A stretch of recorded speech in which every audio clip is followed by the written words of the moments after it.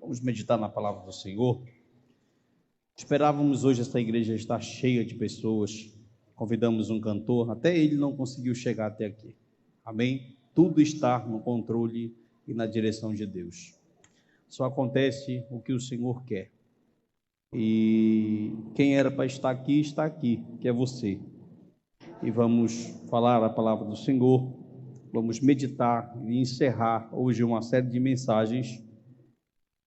Estávamos falando sobre adoração bíblica desde o mês 2, mês 3, mês 4, e entramos agora nessas duas últimas terça-feiras, e hoje nós estamos encerrando 10 mensagens sobre esse tema, adoração bíblica. E o tema da mensagem de hoje, uma mensagem temática, é adoração na igreja contrastada com a do Antigo Testamento. Adoração na igreja, adoração lá atrás, passando no Antigo Testamento, entrando no Novo Testamento e adoração hoje. Vamos tentar fazer um paralelo aqui desses 3 momentos e encerrar essa conferência para a glória de Deus. Terça-feira que vem já começamos uma nova série, ou expor um livro ou algo do tipo. Amém? Amém, irmãos? Amém. Se você tem um celular aí, desligue ele, por favor. Coloque no silencioso e vamos meditar na palavra do Senhor. Querido Deus, fala conosco nessa noite.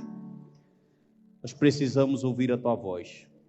Espírito Santo, nós temos essa necessidade de sair daqui mais crentes do que entramos e que o Teu nome possa ser glorificado. Abençoa cada um dos Teus filhos e filhas que chegaram até aqui. Faz isso para a glória do Teu nome. Teu nome será engrandecido, será exaltado para todo sempre. Oramos em nome do Pai, do Filho e do Espírito Santo, e que todos possam dizer amém. A gente está ao vivo também na rede social. Você que está em casa nos escutando, os irmãos que não puderam comparecer por motivo de saúde, Deus abençoe os irmãos. Vamos lá. Queridos, no Antigo Testamento a gente pode observar alguns tópicos e vamos fazer um paralelo. Olhe para mim aqui, me dê sua atenção. E hoje nós vamos começar falando que desde o princípio a adoração ela vem passando por um processo. Você olha biblicamente que o povo do Antigo Testamento ele tinha um sistema para adorar a Deus. Passa mais de 2 anos. Do Antigo Testamento até hoje, nós temos 4.000 anos. Do Novo Testamento até hoje, 2.000 anos. Então, se de um ano ou uma década muda, imagine de 2.000 anos atrás ou 4.000 anos atrás.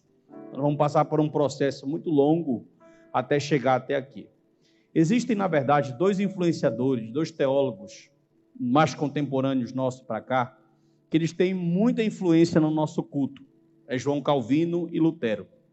Esses 2 teólogos, eles são, por exemplo, Calvino, ele era mais do culto só a Bíblia. Centralidade das Escrituras, ele não permitia que no culto entrasse absolutamente nada. O pensamento dele era mais formal. Como assim? Era mais um culto baseado como no culto do Antigo Testamento. Uma leitura bíblica, um cântico de um salmo e a ministração da palavra do Senhor feita por alguém.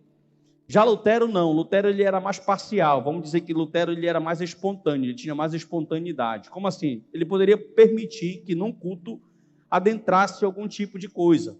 Não vou falar uma campanha porque eles não faziam campanha, mas poderia num culto de Lutero adentrar uma coisa diferente, ter uma coisa. Hoje, a igreja de hoje, ela se preocupa mais com o entretenimento do que com a pregação bíblica. Tanto que se você for em algumas igrejas, você vai poder observar que a liturgia significa a forma que o culto anda, a forma que o culto acontece, ela vai ser baseada muito na questão de cânticos.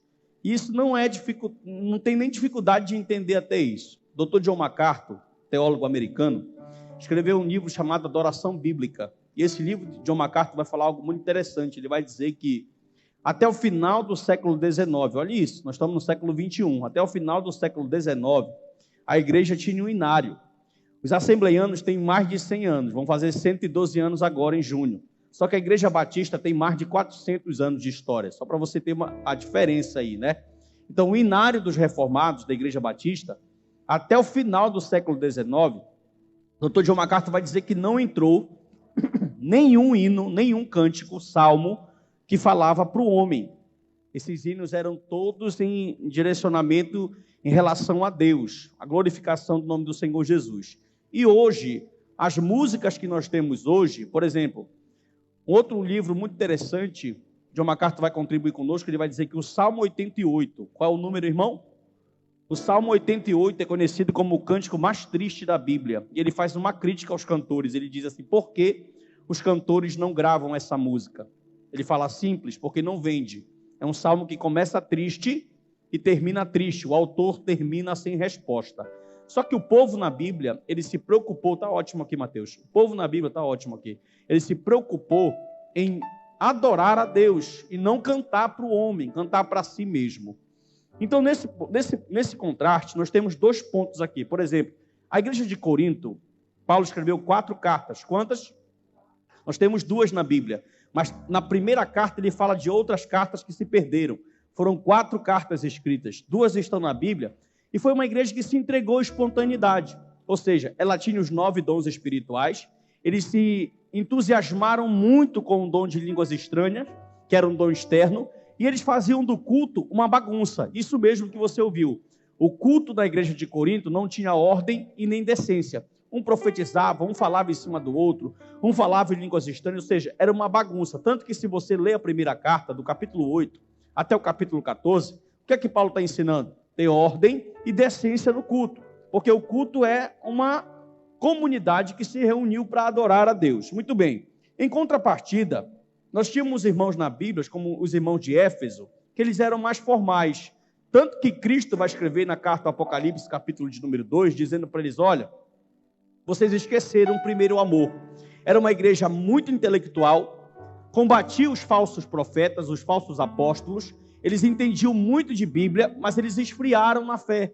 Ou seja, ficaram naquele formalismo. Eles esqueceram do primeiro amor, e o Senhor vai dar uma exortação. Então, pastor, qual é o certo?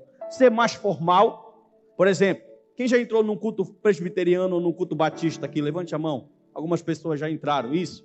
Se você observar a liturgia de culto deles, ou até mesmo uma missa, que é o culto católico, anglicano, é muito diferente do nosso.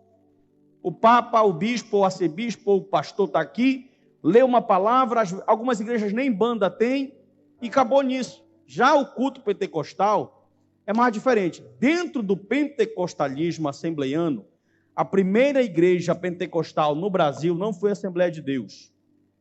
Tá? Não foi a Assembleia de Deus. A primeira igreja pentecostal no Brasil, pesquise, foi a igreja cristã. Só que assim, aqui se desenvolveu, foi a Assembleia de Deus, com Daniel Berg e Gunnar Wingre.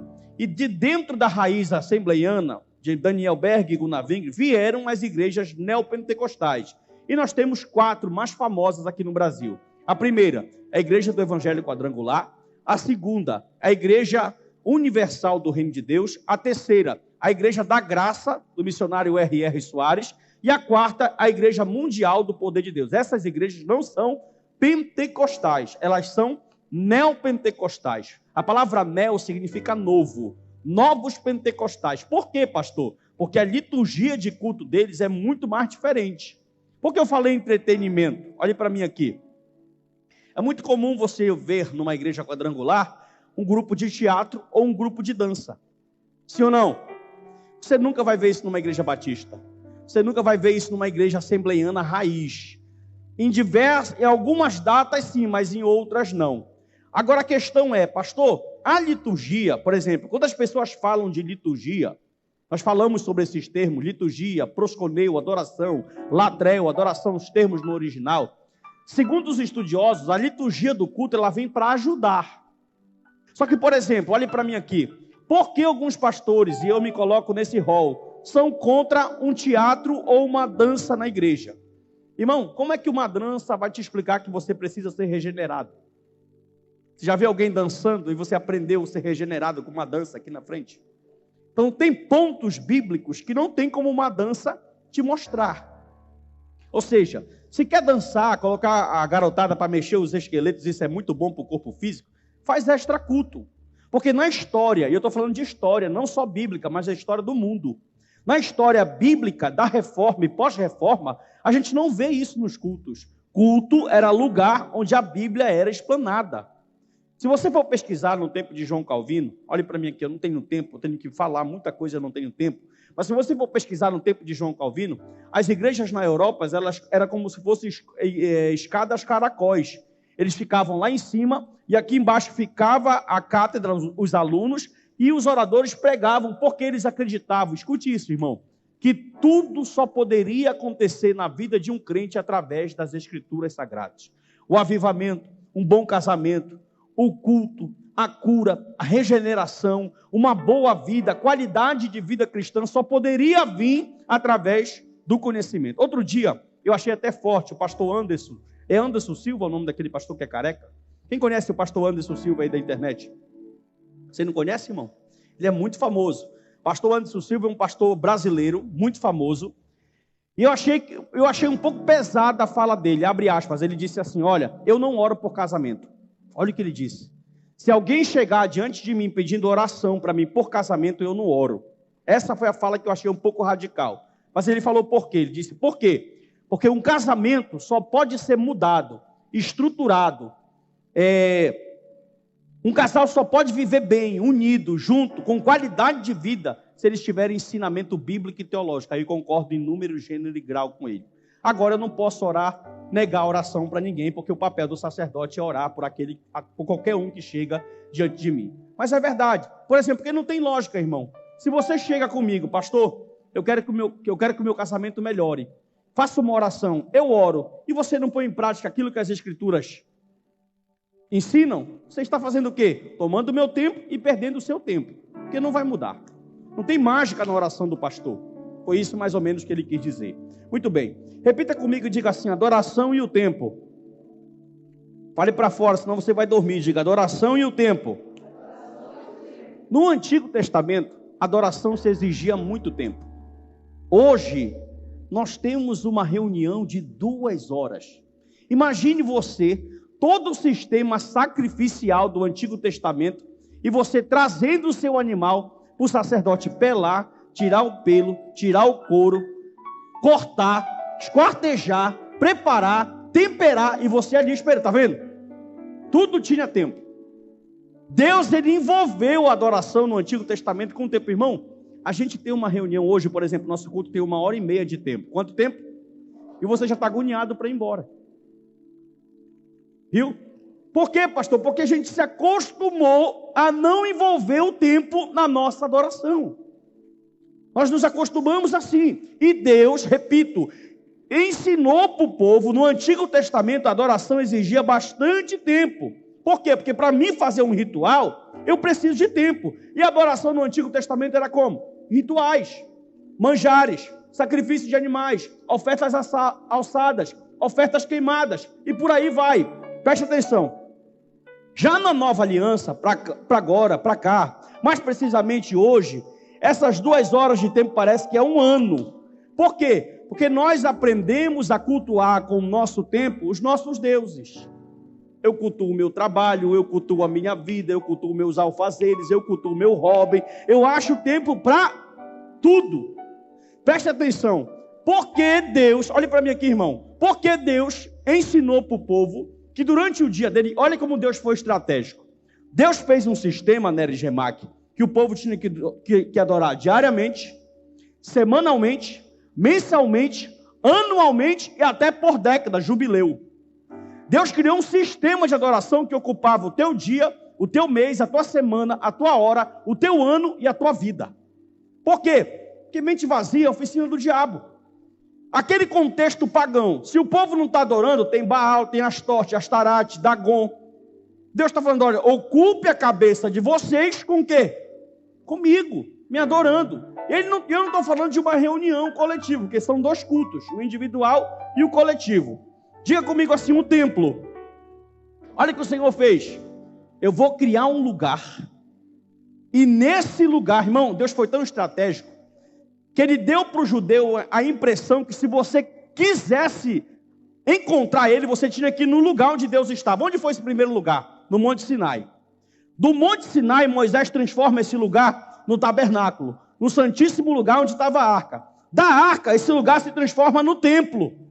Ou seja, o judeu tem algo geográfico, territorial, onde eu tenho que encontrar a Deus. Tanto que no calendário judaico tem 3 festas que não interessa onde você esteja. Você tem que subir da sua casa para ir lá adorar no templo.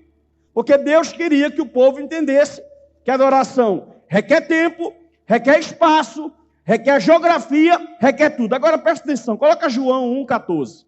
Aqui, por favor. Evangelho de João, capítulo 1, versículo 14. Esse texto aqui está falando de Cristo encarnado. Repita comigo, diga Sinai. Tabernáculo. Fale para fora, irmão. Tabernáculo. Templo. Presta atenção, Deus habitou no Sinai. Moisés gostou e falou assim: Senhor, bora fazer uma casa para aqui. É bom isso aqui demais. Bora compartilhar isso com o povo. Ele falou: faz um tabernáculo. Aí o povo queria encontrar Deus, tinha que ir no tabernáculo. Só que presta atenção, não era qualquer um. Se tocasse ou fizesse alguma coisa indevida, Deus matava. Ô tempo bom esse, irmão. Viu? Deus matava. Porque agora está tudo bagunçado. Agora adoro do jeito que eu quero. A minha consciência é livre. Saiu do tabernáculo, templo. Beleza. Só que presta atenção. O Sinai não existe mais, o tabernáculo não existe mais e o templo foi destruído. Só que toda essa glória veio habitar onde? Olha o que João diz, ó.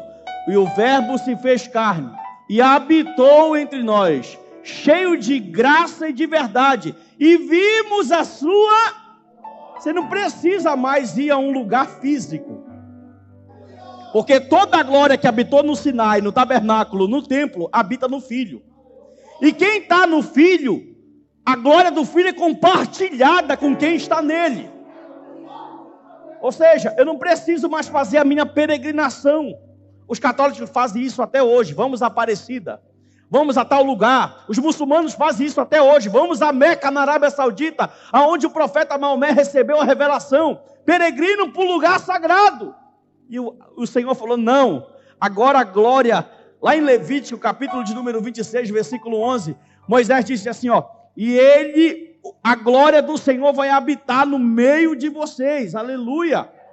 Irmão, presta atenção, esse versículo, pode voltar lá por favor, aqui, deixa aí, olha essa profecia aqui, ó: porém o meu tabernáculo no meio de vocês, e não me aborrecerei com vocês, verso 12, andarei entre vocês, meu Deus, e serei o seu Deus, e vocês serão o meu. Onde cumpriu isso aqui? Em João 1,14. Agora preste atenção nisso aqui. Quem está no Filho? Vou dar mais uma chance. Quem está no Filho? João 17, 22. Por favor. João 17, 22. Olha o que ele ensina aqui, ó. Eu lhes transmiti a glória que me deste, para que sejam um como nós o somos. Aleluia. Você tem a glória e o acesso em todo canto, em qualquer lugar, a glória do Filho unigênito, o Filho de Deus. Muito bem. Sabe o que é interessante, irmão? Que a Bíblia vai dizer, 1 Coríntios capítulo 6, versículo 19, Paulo vai falar assim: vós, plural, sois o templo, singular. Presta atenção em mim aqui para você entender. Está aqui o texto, ó. Será que vocês não sabem que o corpo de vocês é o quê? Singular ou plural? Vocês é singular ou plural?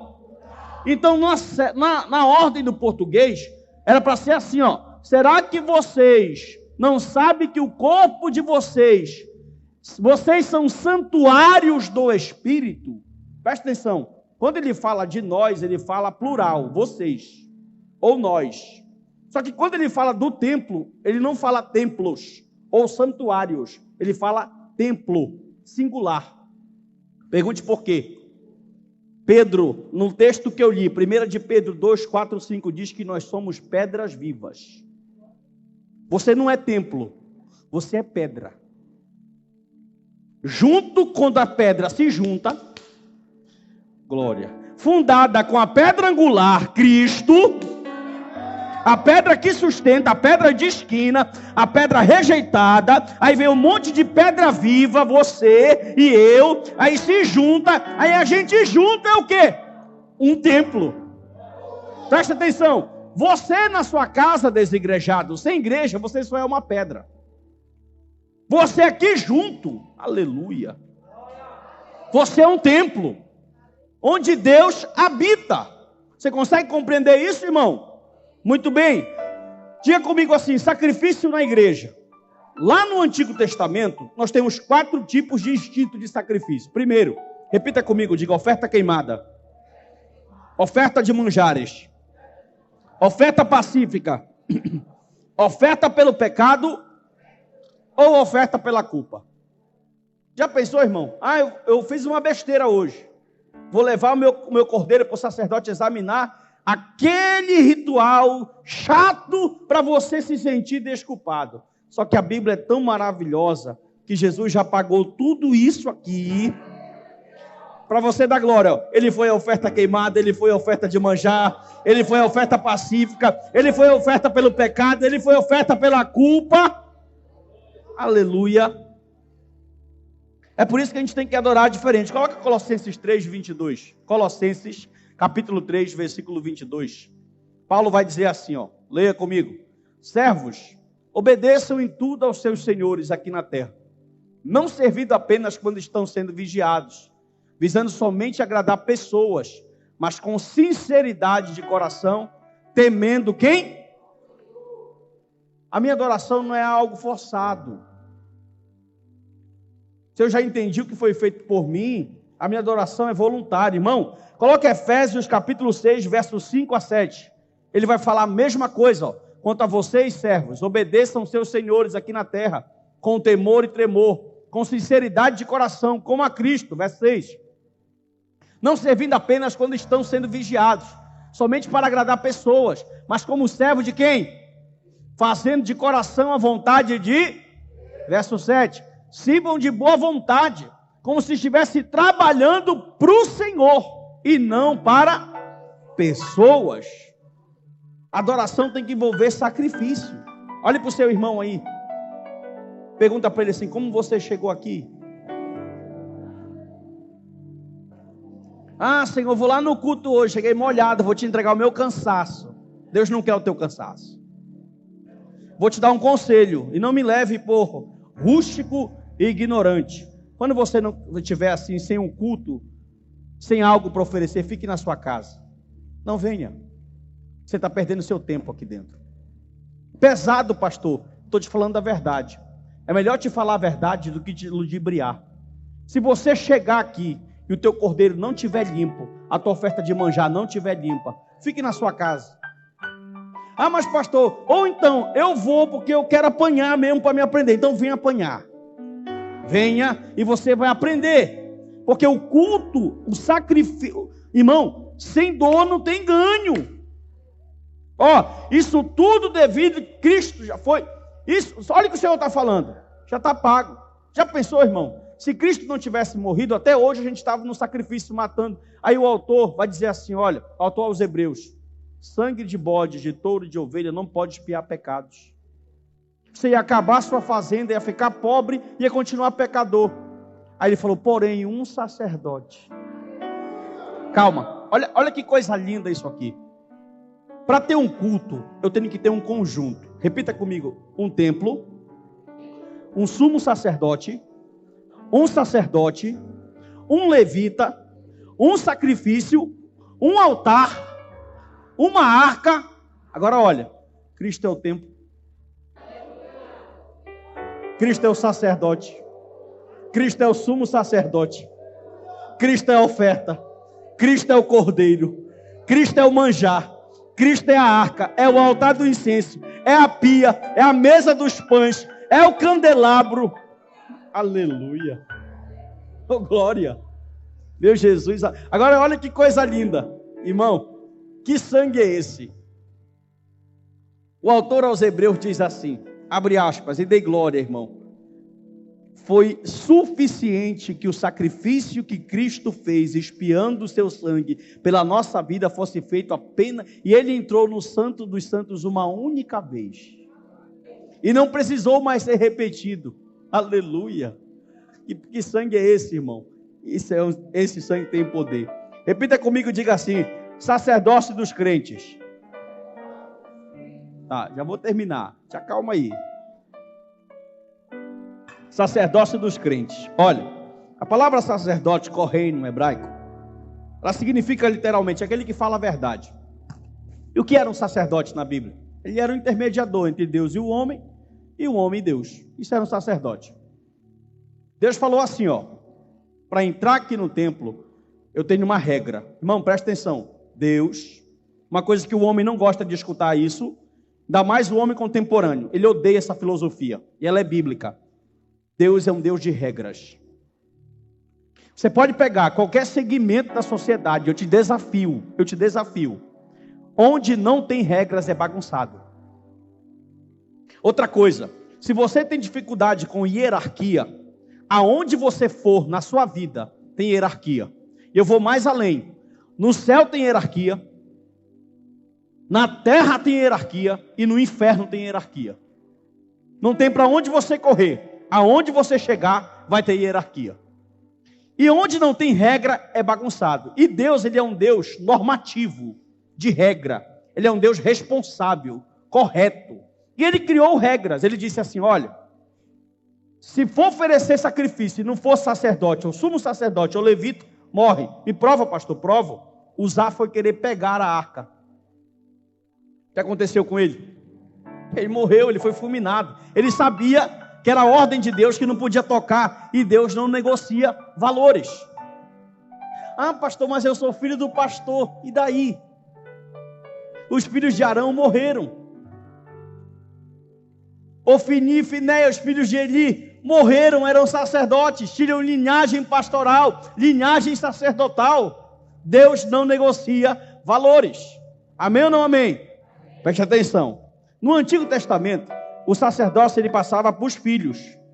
E no Novo Testamento, o sacerdócio passa para os filhos de Cristo. Só poderia ser sacerdote quem fosse filho de sacerdote. Pedro disse, vós sois sacerdócio real. Por quê? Porque nós somos filhos do sumo. Do sumo. Presta atenção que eu vou te falar aqui. Pega essa pepita aí, Na Bíblia, você entrega dízimo para alguém que é superior a você. Só que preste atenção. O próprio Deus falou a Moisés que o sacerdote só pode vir de Arão. Só pode vir de quem?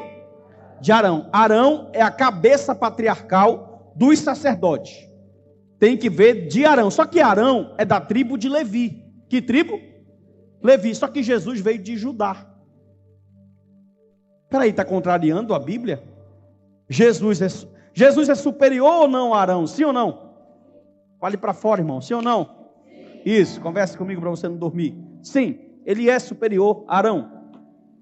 Mas Deus falou no Antigo Testamento que o sumo sacerdote só pode vir de Arão. Só que Cristo é de Judá. Aí o autor de Hebreus diz, ele, vindo da linhagem de Melquisedeque, presta atenção, se Cristo vem de Arão, a linhagem de Arão é limitada, finita, pecadora e acabou. Só que o sacerdócio de Cristo é superior ao de Arão. Oh glória, irmão, dá glória, pelo amor de Deus. Por isso que ele não vem de Arão, ele vem de Melquisedeque. Porque ele é o sumo do sumo do sumo do sumo sacerdote. Aleluia. Esse é o nosso Deus. Glória a Deus.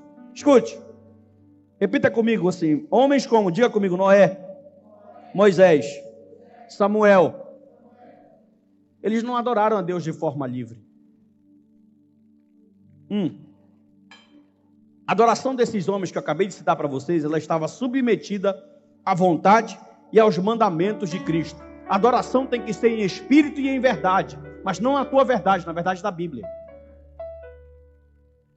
O camarada adora do jeito dele. Irmão, cá para nós, tem vídeos que nós estamos assistindo na internet, tem um senhor aí, de um Pix, tem um homossexual, ainda vou falar ainda que ainda não prende ainda, pastor pequeno eles não prendem, só prende pastor grande, viu? Então bora falar ainda que ainda dá tempo. Tem um homossexual vendendo óleo ungido para casamento na Bíblia, na internet. O camarada pedindo Pix para revelar CPF e outras coisas na maior cara de madeira. Viu? Por quê, pastor? Porque a gente vai entender que esses caras criaram uma adoração para eles, não tem nenhum tipo de embasamento bíblico, não se preocupam que a adoração é para um Deus santo e fazem o que quer. E na cabeça dessas pessoas, elas ainda estão fazendo um bem para a sociedade. Já pensou, irmão, um negócio desse? Presta atenção, a sua adoração ela não é livre. A sua adoração ela é restrita ao que está escrito aqui. Mas pastor, como é que eu vou adorar como Deus quer se nem a Bíblia eu leio? Posso escutar um glória, irmão? Como é que eu vou adorar como Deus quer se a minha Bíblia, eu não sei nem achar Ageu, eu não sei nem achar Malaquias, que é o livro do culto no Antigo Testamento, eu nunca li Levítico, que é o livro do culto na Bíblia. E aí, irmão, tu vai adorar do teu jeito. E haja propósito, e haja campanha, e inventa mandinga, e entretenimento, e põe balé, e põe pessoal para dançar, e a palavra que liberta fica de fora. Aleluia. Oh, glória a Jesus. Vamos lá. Muita coisa mudou. Olha só, a liturgia eles falam que é para melhorar, né? Adoração não se canta mais para Deus. Centralidade no culto agora é entretenimento. E o culto que é para ser didático, pedagógico, carismático, é um culto que fala para o homem. A igreja brasileira contemporânea, se acostumou a vir para o culto massagear o seu ego. Eu vou lá no culto hoje, que eu estou muito estressado. Aqui não é lugar de desestressar, aqui é lugar de adorar. Lugar de adorar a Deus, que te deu vida, que te dá paz, que te dá graça, que cuida da tua família, que te dá saúde, que abate os inimigos que tu não vê. Aleluia. Olha isso aqui. Repita comigo, catequese. Quem foi católico aí? Ninguém é perfeito, né? Isso. Estou brincando, irmãos. Os irmãos católicos não fiquem bravos, não. Catequese é uma palavra católica. Ela significa ensino. Ela significa ensino. Catequese significa ensino. Olhe para mim aqui. E o que aconteceu com a catequese? Irmão, presta atenção. No Antigo Testamento, olha a mudança. O profeta Samuel tinha uma escola de profeta. Você ouviu o que eu falei? O profeta Samuel tinha uma escola de... Porque, olha para mim. Vem cá, Nery. Porque, biblicamente, tem gente que pensa que é assim, ó. Eu vou passar a unção que está na minha vida para a tua vida. Vai que agora tu é profeta. Vai nessa, meu irmão. Senta lá, que agora tu é profeta. Vai nessa. Samuel sabia que para o povo dar prosseguimento à linhagem profética, eles tinham que passar por um intensivo. Escola. Bora aprender a Torá. Bora aprender quem é Moisés, as leis, cerimoniais, civis, religiosas. Vamos saber o que é culto, vamos saber quem é Deus. Porque vocês vão sair por aí dizendo, assim diz o Senhor. Meu Deus. E na própria lei tem uma lei que se eu falar, assim diz o Senhor, e não acontecer, eu sou digno de morte. Outra coisa, preste atenção nisso aqui, lá vai. No tempo de Cristo, Paulo tinha o sinédrio, tinha as sinagogas que ensinavam. Ou seja, o povo era preocupado com o quê? Hoje tem o ensino, hoje tem ministérios que nem escola bíblica tem. O irmão prega bem, fala bonito, fala uma língua estranha que nem ele entende. Aí ele fala, bora montar uma igreja aqui, bora que Deus é com a gente. Aí enche um monte de família, coitado das famílias, que estão indo até com uma boa intenção. Aí vai cumprir Mateus 23, vai para o abismo. O líder que não tem discernimento, olhe para mim aqui. Falo com tristeza, mas é verdade. Os reformados falam que nós pentecostais somos analfabetos bíblicos. Sabe por quê? Com razão. Um padre, para ser padre, ele estuda 5 anos e se forma bacharel em teologia. Um pastor batista, a mesma coisa. O presbiteriano, a mesma coisa. O pentecostal aceita Jesus com 3 meses, é dirigente. Irmão, já tem algum tempinho que eu estou na fé. Olhe para mim aqui. Eu tenho uma graduação em teologia, tenho uma pós em teologia, estou fazendo uma outra pós em teologia, não que isso tenha algum mérito, tá? Eu falo para você que eu não sei absolutamente quase nada, eu já estudei um pouco de Bíblia na minha vida, e tem assuntos bíblicos que são extremamente difíceis. Vocês estão ouvindo o que eu estou falando? Extremamente difíceis. Que não, só a mão na cabeça não resolve. Agora escute aí, exemplo de Paulo. Por que Paulo fez muitos discípulos? Porque Paulo entendeu, eu só vou ter minha oração dentro da vontade de Deus, se eu conhecer quem é Deus. Repita essa frase comigo, diga assim: adoração começa no ensino das Escrituras. Você ouviu? A adoração começa no ensino das Escrituras. E olha, é automático, irmão, é impressionante isso. Você começa a estudar, não é para você sair criticando todo mundo, porque outrora quem era cego era a gente, tá? Aí eu comecei a ter um pouquinho de entendimento. Quando o irmão canta heresia aqui, já não entra mais. Quando o pastor pede algo que Jesus não me pedia, não vai mais. Quando o marido pede algo para a mulher que Jesus desobedeceu aquilo que a Bíblia diz, ela não obedece mais. Por quê? Porque o conhecimento, e conhecereis a verdade, e a verdade vos libertará. Lâmpada para os meus pés, luz para o meu caminho. Acho que eu investi o versículo, não foi? Presta atenção. O preparo no culto do Antigo Testamento e hoje. Já estou terminando. De verdade, é a última página do meu esboço. O preparo para o culto no Antigo Testamento, no Novo Testamento e hoje. Olha isso aqui, irmão. Isso aqui é interessante. No Antigo Testamento, quem falava? Só profeta ou sacerdote. Você não via nenhum crente leigo falando para o povo. Não via. Só pessoa instruída. Profeta ou sacerdote. No Novo Testamento, quem falava? Um apóstolo, um presbítero, um pastor ou um bispo. Pegue diácono e me mostre diácono pregando para o povo. Você não encontra. E hoje, pastor, a igreja de hoje, quem fala? Qualquer um sai por aí se declarando apóstolo agora. Ah, eu sou apóstolo. Eu sou apóstola. Sabe o que é interessante? Olhe para mim aqui, irmão. Isso é sério, isso diz respeito à nossa saúde espiritual. Quem consagrou o apóstolo? Jesus. E os apóstolos consagraram o apóstolo? Só um, Matias. Depois eles consagraram quem? Presbíteros. Nenhum apóstolo consagrou apóstolo. E eu pergunto para vocês, será que Jesus está aparecendo de novo para consagrar apóstolos novos?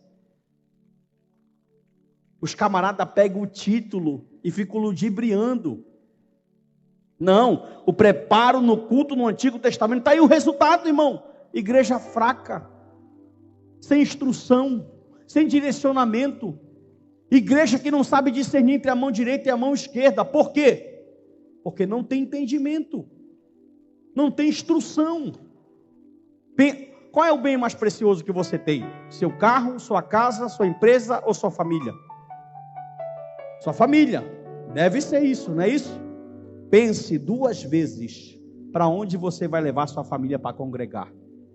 Nós recebemos visitantes aqui, preste atenção, irmão. Às vezes o irmão chega aqui no culto, ele ouve uma palavra, ouve um louvor. Graças a Deus nossos cultos são cultos abençoados, com ensinamento, com palavra, com graça de Deus. E os irmãos chegam aqui, pastor, como é que eu faço para congregar aqui? Calma. Ore a Deus. Por quê? Porque toda igreja tem problema. Toda igreja tem qualidades, toda igreja tem problema. Viu? Toda igreja tem problema.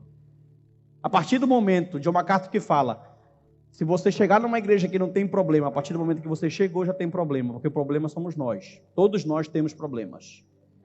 A parede não mexe com ninguém. Essa parede já xingou você alguma vez aí? Não, não mexe com ninguém. O templo físico, ele é aqui, ó. Se tem alguém crente aqui, esse templo físico. Ele não mexe com ninguém, não fala da vida de ninguém. Ele é crente. O problema somos nós. Nós somos o problema. Amém? Agora, olha como o Espírito Santo tem poder. Presta atenção nisso aqui. O Espírito Santo pega um monte de pessoas com problema, cada um com uma personalidade. Uns têm problema de mentir, outros têm problema de fofoca, outros têm problemas ocultos, e são N problemas. Aí o Espírito Santo pega todo esse povo e fala assim, vocês vão se amar. Oh, glória. Não, irmão, glorifica o nome do Senhor. Vocês vão conviver junto, vocês vão se respeitar, vocês vão se amar, vocês vão se doar, vão ter comunhão pelo outro, irmão. É só o Espírito Santo que é capaz de fazer isso. Aleluia. Tem hora que dá vontade de matar o pastor, mas eu não posso, aleluia, porque Deus morreu pelo pastor, morreu por mim. Tem hora que dá vontade de matar o membro, mas não posso. Tem hora que dá vontade de fazer a oração de João, Senhor, taca fogo em Samaria, como não pode. Aleluia. Repita comigo, diga sem contraste. Olha só, a igreja do passado, irmão, ela se preocupava com doutrina. A igreja de hoje se preocupa com dinheiro. A igreja do passado entendia que o maior tesouro era a proclamação do evangelho. A igreja de hoje, ela quer abarrotar um monte de crente dentro de uma igreja. A do passado não tinha ouro nem prata, Atos 3, mas tinha autoridade. Levanta e anda. A de hoje tem ouro e tem prata, mas não tem graça, não tem autoridade. Louvado seja o nome do Senhor nosso Deus. Não ora, não gosta de EBD e domingo quer milagre. Tomar até uma água para descer essa aqui. Passa a semana todinha ilicitamente com Deus. Não lê, não tem comunhão, não ora, não vive como crente. Envergonha a Deus na sociedade, no seu trabalho. Envergonha a Deus com seus atos, com a sua fala, com a sua voz. Aí chega no culto domingo com a maior cara lambida. Até tocar o céu. Irmão, tu não engana a Deus. Não engana a Deus. Último tópico, de verdade. Acabou. A glória a Deus aí que acabou, irmão. 9:10. Acabou. Quer servir? Se prepare. Preste atenção. Você está vendo isso aqui? Ó. Até que me prove ao contrário biblicamente. Púlpito, tribuna, não é para qualquer pessoa. Você está ouvindo o que eu estou falando? Isso aqui, querendo ou não, é uma vitrine. É uma vitrine. Por isso que é almejado. Sempre digo que ninguém quer o cargo de varrer e de limpar. As pessoas querem púlpito. Moisés se preparou 40 anos para ser usado 40 anos. Parafraseando Hernandes Dias Lopes. Elias se preparou 3 anos e meio para ser usado uma noite no Monte do Carmelo. Jesus se preparou 30 anos para ser usado 3 anos e meio. Paulo se preparou 3 anos e meio na região da Arábia para ser usado como apóstolo. Você aceitou Jesus ontem. Não sabe nem me dizer o que é justificação, mas que é púlpito.